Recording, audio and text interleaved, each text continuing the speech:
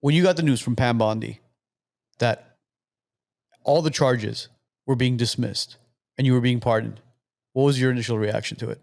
I just kind of it was a surreal feeling. I just collapsed. I literally collapsed and started crying on the floor. I was with my mom. My attorney called me. It was 8:35 on Saturday morning. We just had 5 days of trial, 2 days of jury selection, 3 days of testimony. And I was sitting out on my deck. My phone rings.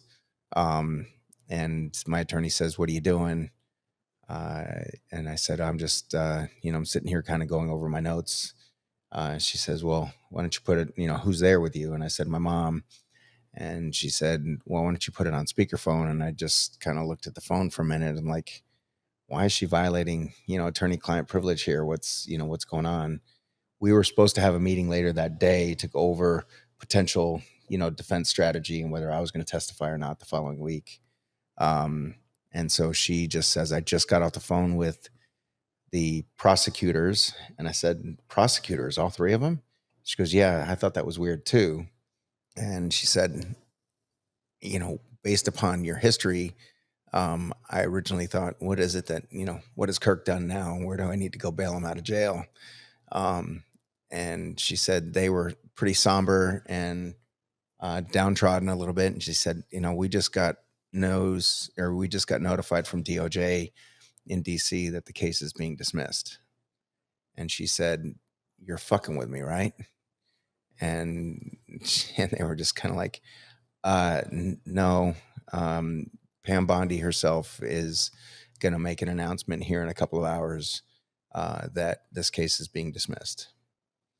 And like I said, the phone was sitting on the table in my kitchen, and my mom was a little hard of hearing, and I looked at her and I could see the tears rolling down her face and down mine. And so I'm continuing to kind of try to talk to Kathy, and she's just like saying, and so I'm asking her a few more questions, and she went down to get my son, from downstairs because he, all kids want to live in the basement, right? Of course. So my son has his room in the basement. So my mom went down to get him, and I'm on the phone with Kathy, and we're going back and forth, and I don't remember that. She should have probably recorded the conversation, but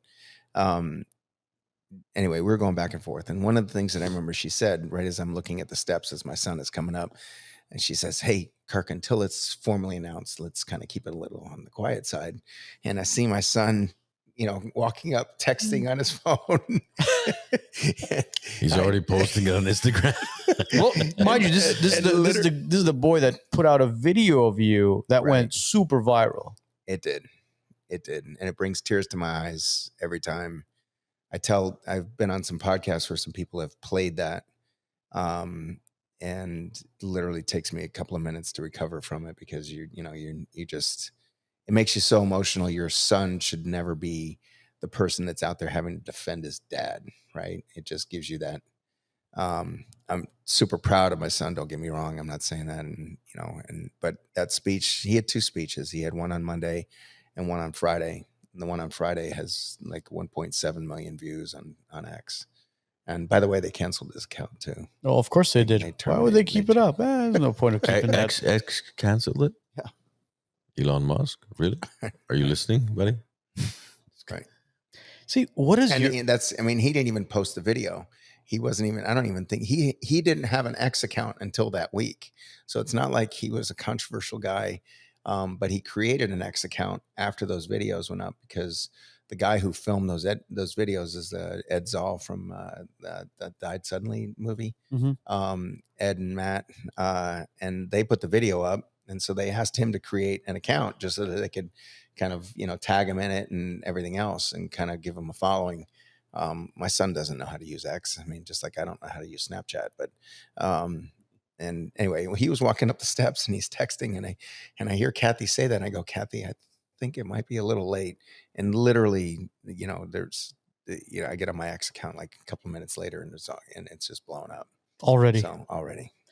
See, with your case, what does this all tell you as far as the balance between government power and medical freedom?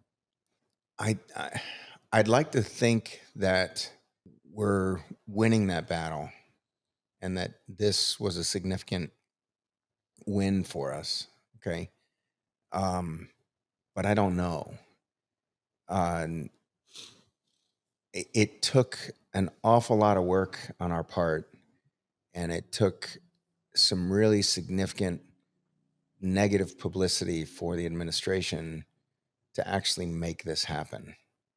I truly thought that when Donald Trump was inaugurated and he was sworn in, and he created the weaponization work group, which was mainly going after the January 6th guys that were, falsely charged and, and thrown in jail. And a lot of those guys actually ended up committing suicide and everything else just for being on the Capitol grounds, and having their charges enhanced by a terrorism charge and everything else.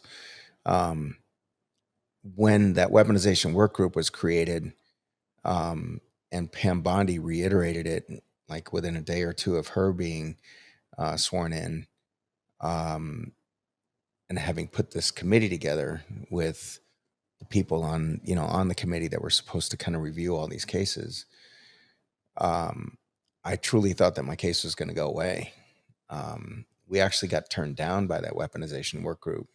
We kind of ran it up the flagpole in March, April, and we got notified in April that the DOJ in Washington, D.C. wasn't going to intervene. When all the publicity happened during that week of my trial, and those 2 speeches from my son, and the speeches from Shannon Joy, and the speeches from some of that Utah representatives that were there, and a really good friend of mine, Jason Preston, and everybody else, and all the discussion that they had, and the number of people that were on the steps, and how they kind of blew this whole thing up, and getting Marjorie Taylor Greene's, getting her attention, and Thomas Massey's attention, and Senator Mike Lee's attention, and what ended up kind of, I think, leading to Pam Bondi dismissing the case. Prior to that, I really had, I don't want to say no hope. I just didn't understand how it is that what it was that we were trying to hold the line on, why it is that, that my case was still going forward. There was a guy by the name of Dr. Eitan Haim who was accused of, he was a whistleblower, and he blew the whistle on Texas Children's Hospital in Houston for continuing to do transgender surgeries, even though the state had told him that they're not allowed to do it anymore. And he was on rotation there as a trauma surgeon, and as a transplant guy, and he had access to their charts, legitimate access. I mean, these were patients of his. But even so, even with him de-identifying who the patients were that he was referring to, the federal government went after him over what we were talking about earlier about HIPAA violations, and they filed charges against him. Well, 4 days after Trump was inaugurated, his charges got dismissed. And I swore that my case was next. It's all they needed to do was just find out about my case, and they were going to dismiss it. That was January 24th, and my case, July 7th, was still going to trial. I'm, the long answer to your question, but I still don't know where we are in the whole. I think we still have to be very vigilant, and we have to push back against government overreach and the loss of, not just medical freedom, but all freedom in our country. There was a statistic out from 2022 and 2023 that showed that the trust in the medical system has dropped down over 38%. I don't know what those stats are now. We're in 2025 now. I think it's much more than the 38% from 2022 and 2023. I don't think we'll ever be able to recover from trusting certain doctors and certain government officials ever again. Especially with social media now, everybody's out there doing their homework. And I'm so proud of a lot of these people doing their homework, doing their due diligence, finding out what the truth really is and what these corrupt doctors, government officials are really up to. Whose best interest do they really have? Not ours. There you go. I live by the motto that only you look out for you. Okay? Nobody's looking out for you. So you have to look out for what's in your best interest and the best interest of your family, because nobody else is going to do that. And we have a very apathetic society right now that believes that, in large measure, the government is looking out for us and the government is doing what's best for us. And that's not true. We need to look out for, for you, or only you look out for you. Because the $1 billion question is, if God forbid another pandemic hits, what do you do? Who do you go to? Can't go to the government. No way. Well, first of all, I don't think pandemics exist, period. Okay. I think they're all fake, just like this is fake, just like the Spanish flu is fake, just like the swine flu, in 1970s was fake. The SARS was fake. I think Ebola is fake. I think it's all done. HIV is fake. Okay. HIV is fake? It's fake. It's just like you talked about this earlier about people going to the hospital and dying. Okay. The people dying from HIV were dying from AZT. What is AZT? AZT was the medication that Anthony Fauci put out there to save the people from AIDS. Anthony Fauci used the whole AIDS epidemic as a trial balloon and everything for what he did with COVID. He took medications off the market. You got to read the book, The Real Anthony Fauci, if you haven't read it. Well, there's videos of him testifying, or not testifying, but there's videos of Anthony Fauci on record saying that HIV can be transmitted through aerosols, through droplets, the same shit that we heard during COVID. And he was talking about that kids can get HIV. And this was, what year was this? It was like in the 80s. 80s, right? But he did the same thing. I've talked about this on the show many times. Same thing he did back then as he did with COVID was similar to the emergency use authorization that didn't allow any doctors. Well, the EUA didn't come out until 2005, so he didn't have the benefit of the EUA. Right, he didn't, but he utilized it now as far as banning the ivermectins, hydroxychloroquines, and everything else that worked. Back then, they had immunotherapy for HIV, and he banned that. He said, "You need to get on AZT." They had Bactrim for the treatment of PCP pneumonia. Yeah. Okay, and he banned the treatment. And he took away, I mean, I can't remember the specifics about it. I should probably study this a little bit more. But he actually did the same thing. He banned certain medications, forced people to go get AZT. And that's why the people died. Same reason the people died here by going into the hospital and being ventilated and not being allowed to have hydroxychloroquine, high oxygen tension, high oxygen flow. Oxygen toxicity has a lot of the same symptoms that people are dying from, with quote unquote COVID symptoms. Okay.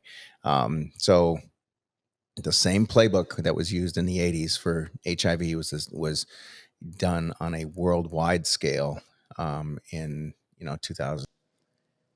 If you enjoyed this short clip, go ahead and click here to watch the full episode, and make sure to click here to subscribe to our channel to watch all other episodes of the WiseNuts podcast.